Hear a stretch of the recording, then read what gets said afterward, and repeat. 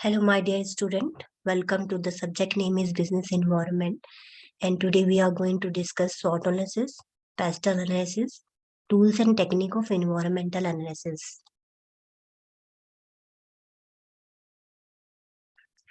SWOT analysis or ETOP, a technique of diagnosis. As you know that we have in a previous lecture, we have discussed about the environmental analysis process and step. And when we do the process, we should have to know about the what are the diagnose techniques for the company or the business for the environmental analysis.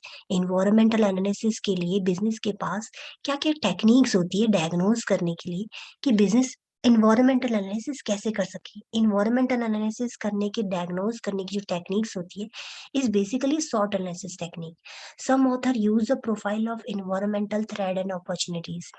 Sort analysis को कई authors environmental threat और opportunity कहते हैं, इसलिए इसको ईटीओपी के नाम से पुकारा जाता है. Some author use the strength, weakness, opportunity and threat. SWOT SWOT means होता है strength, weakness, opportunity and threat. Strength का एस, वीकनेस का डब्ल्यू, अपॉर्चुनिटी का ओ एंड थ्रेड का टी.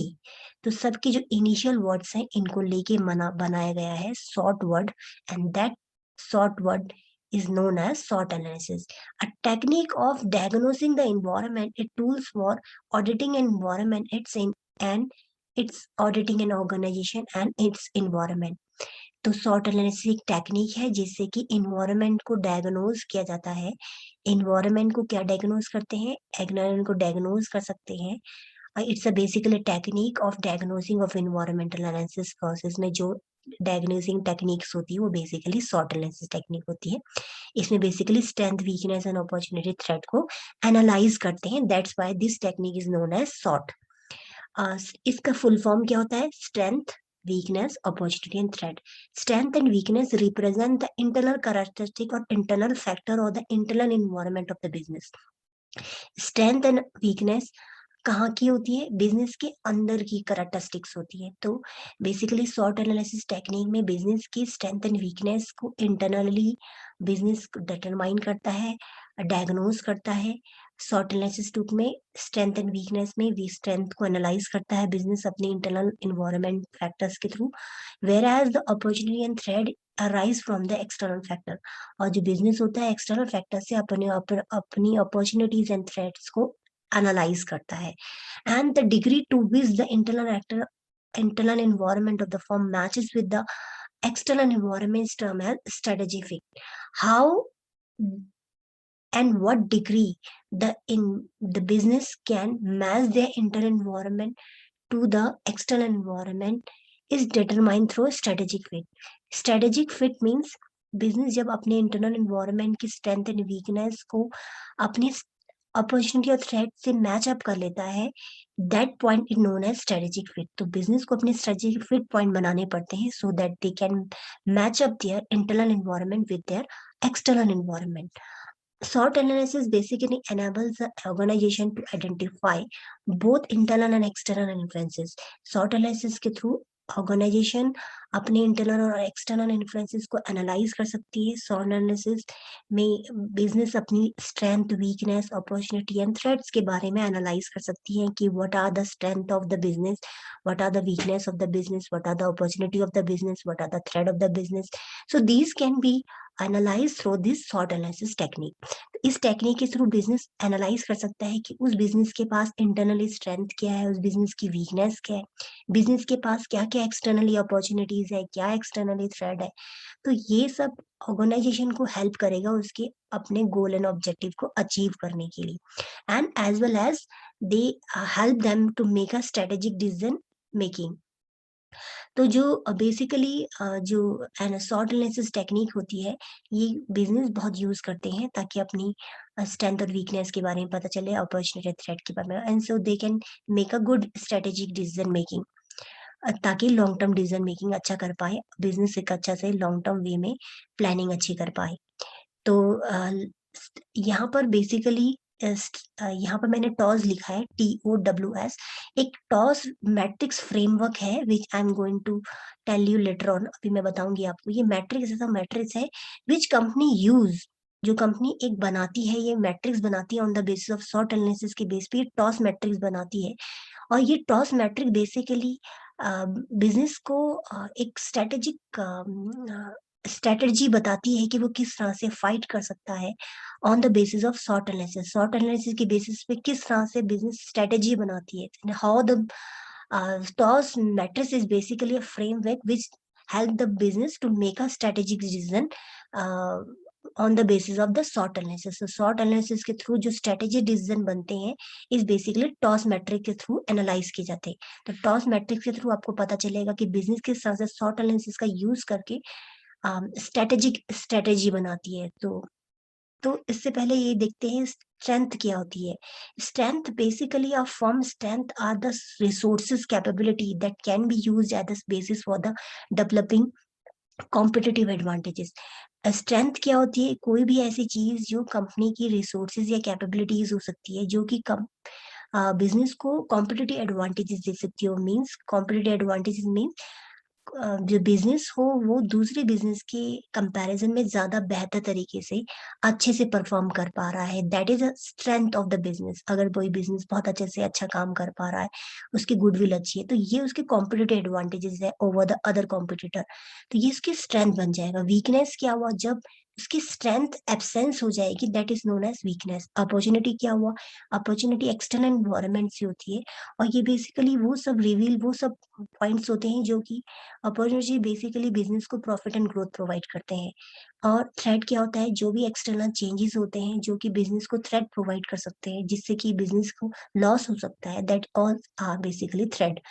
यहाँ पर बेसिकली मैंने सॉर्ट एनालिसिस के बारे में डिटेल में बताया। कंपोनेंट क्या है? Strength, weakness, opportunity and threat. Sort, SWOT, ये स्ट्रेंथ इंटरनल एनवायरनमेंट का पार्ट है, weakness also internal environment part है, अपॉर्चुनिटी एक्सटर्नल एनवायरनमेंट का पार्ट है, एंड थ्रेट एक्सटर्नल का एनवायरनमेंट का पार्ट है। यहाँ पर स्ट्रेंथ क्या होता है? Strength characteristic of business that give it advantages of the other. Strength वो चीज होती है जो कि जिसके बेसिस पे बिजनेस यूनिक होता है अदर बिजनेस से। Means that makes them differ from the other company. और ये कैरेक्टरिस्टिक वो होती है जो कि उसको एडवांटेजेस दिलाती है over the others.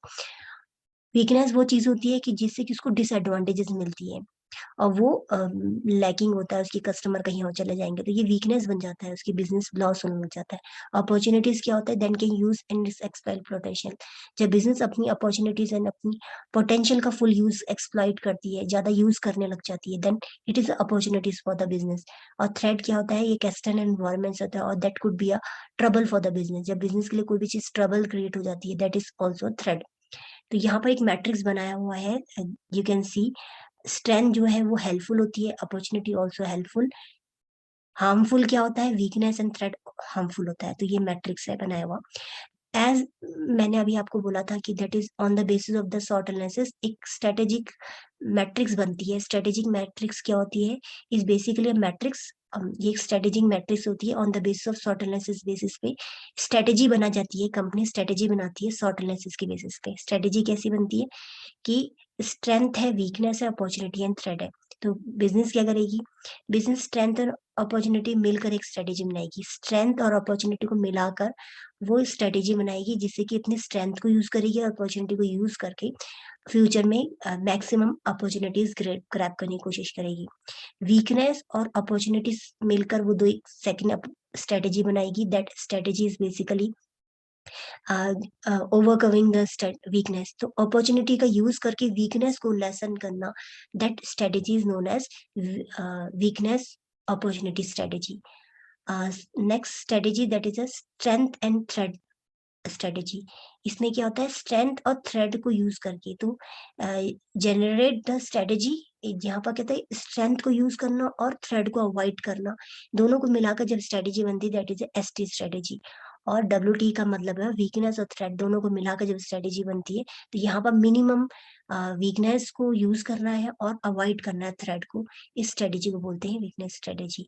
Now next that is a pastel analysis. Pastel analysis क्या होता है? पेस्टल एनालिसिस बेसिकली, पेस्टल का मीनिंग्स क्या होता है?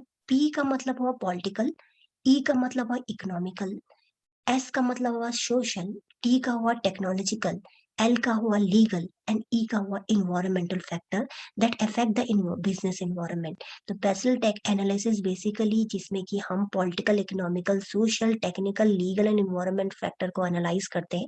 This factor is known as PESTEL technique. और ये टेक्निक के थ्रू बिजनेस जो होता है अपने political, economical, social and technological and legal environmental factor के बारे में एनालाइज करता है। That is why this known as PESTEL technique, क्योंकि पी का यूज हो गया पॉलिटिकल से, ई का हो गया इकोनॉमिकल से, एस से। तो यहाँ हम कह सकते हैं मैक्रो इन्वायरमेंट का जो एनालिसिस होता है that is a PESTEL technique. और इस टेक्निक के थ्रू बिजनेस अपनी इन्वायरमेंटल एनालिसिस अच्छे से कर सकती है। Now moving towards the technique for the environmental analysis, what are the technique for the environmental analysis? When we gather the information for the appraising the environment, there we need some different kind of technique for the environmental analysis. Apart from the SWOT analysis and the PESTEL technique, यहाँ पर कुछ और technique use कर सकते हैं verbal and return form में। Return formation में basically documentation में अगर हमें कोई भी इंफॉर्मेशन, रिपोर्ट, वेबसाइट, रिकॉर्ड या बुक्स के थ्रू जो भी इंफॉर्मेशन मिलती है, तो हम इस इंफॉर्मेशन को इन्वायरमेंटल, हमें कोई न्यूज़पेपर में मिलता है कि इस तरह के चेंजेस आ रहे हैं, तो that can be use as environmental analysis. और बिजनेस इसको एज ए इंफॉर्मेशन यूज करती है फॉर देयर डिसीजन मेकिंग। और जैसे secondly electronic media, conference, seminar और वर्कशॉप के थ्रू भी से कई तरह की इंफॉर्मेशन गैदर होती है, and this also comes under the environmental analysis के थ्रू। ये टेक्निक होती है जिसके थ्रू इंफॉर्मेशन ग्रैप हो पाती है what could be the changes और the trend in a current environment. Next is searching and scanning. कुछ इंफॉर्मेशन इजीली इंफॉर्मेशन नहीं मिल पाती है, so send this that can not be readily available, so that scanning and searching is one of the option. So यहाँ पर information grab and collect different kind of information can be searched and scanned through the environment. Spying basically you can say that it's an unethical process होता है जिसमें कि secret information regarding the competitor या environment के बारे में secret information आप business में grab करने की कोशिश करते हैं to take the advantages, आप ज्यादा advantages लेने के लिए, ज्यादा benefit करने के लिए। तो this is a wrong process, but you can sometime business can use this kind of tools and technique for environmental analysis so that they can take the competitive advantage over the others. Now last technique that is a forecasting. Forecasting is a formal procedure जिसमें क्या होता है, forecast किया जाता है environmental changes की intensity, nature और timing, external factor के देखा जाता है कौन कौन से ऐसे फैक्टर्स हैं जो चेंजेस हो सकते हैं, उनकी प्रोबेबिलिटी, उनकी पोटेंशियल को चेक किया जाता है, फॉरकास्ट किया जाता है। इस मेथड के थ्रू भी इन्वायरमेंटल एनालिसिस किया जाता है। तो these are the basically technique for the environmental analysis. Thank you my dear student.